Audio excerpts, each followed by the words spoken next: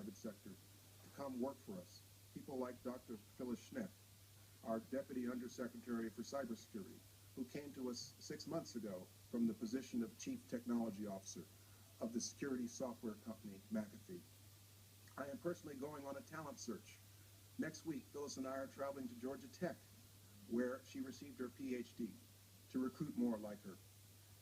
I'm also a big fan of programs like Cyber Student Volunteer Initiative, which allows college students on a volunteer basis to come work for DHS in support of cybersecurity and allows us to educate them on our mission.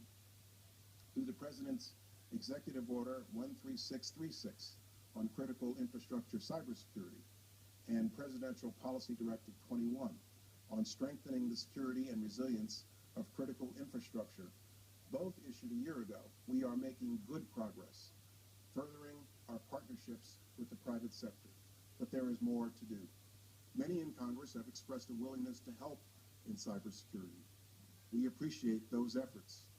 Our basic legislative goals are: 1, new hiring and pay flexibility to recruit cybersecurity talent; 2, modernizing the Federal Information Security Management Act, also called FISMA, to reflect new technology; 3, additional clarity for and codification of existing DHS responsibility to protect the federal government civilian cyber networks; 4, legal clarity that DHS may provide assistance to the private sector when requested; 5, legal clarity that the private sector may exchange cybersecurity information with the federal government; and 6, enhanced criminal penalties for cybercrimes.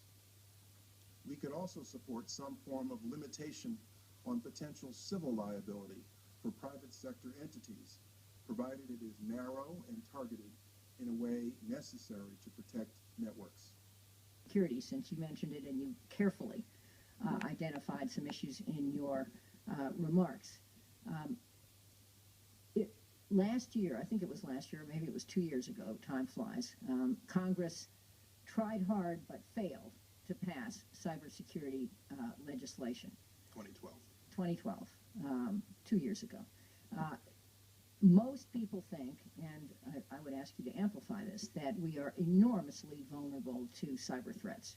The private sector basically controls at least 85% of our cyber systems, and a lot of those have to do with critical infrastructure.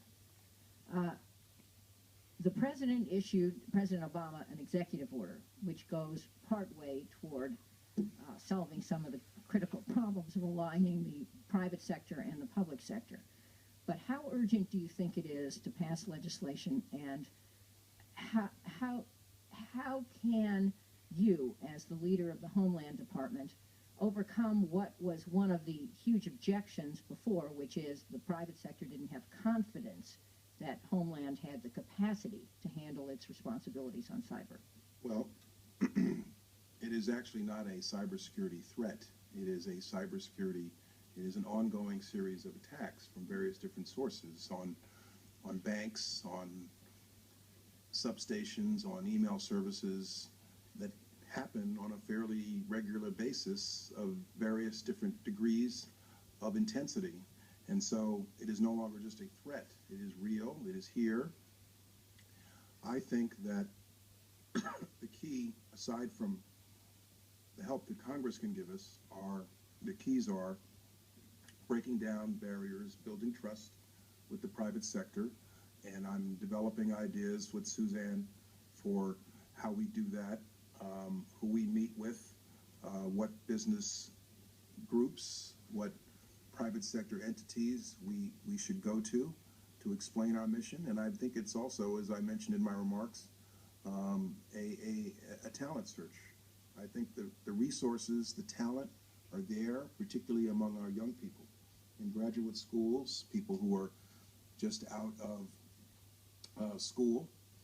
We were talking earlier about the cyber talent that exists in the military. The military recruits from a very early age, and the military is very good at identifying those within the ranks who have a cybersecurity talent and bringing them into the cybersecurity world within the Department of Defense.